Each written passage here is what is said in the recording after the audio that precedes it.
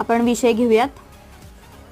तर आपण विषय काय आहे आपला, आपण आता समूहातील सदस्य बदलणार आहोत.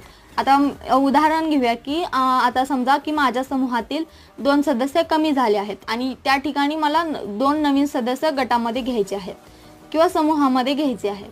तर या ठिकाणी या विषया अनुसरून मी ठराव तयार करत आहे.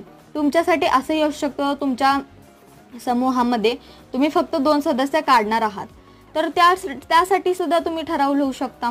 तर त्यासाठी तुम्ही फक्त काय करणार आहोत, सदस्य काढणेबाबत किंवा 2 सदस्य काढणेबाबत असं लिहू शकता. तर या ठिकाणी मी सदस्य बदलणार आहे, म्हणजे हे सदस्य काढणार आहे आणि त्या ठिकाणी नवीन सदस्य घेणार आहे.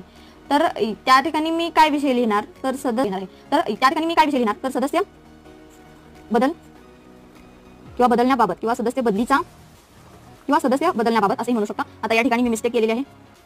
सो सदस्य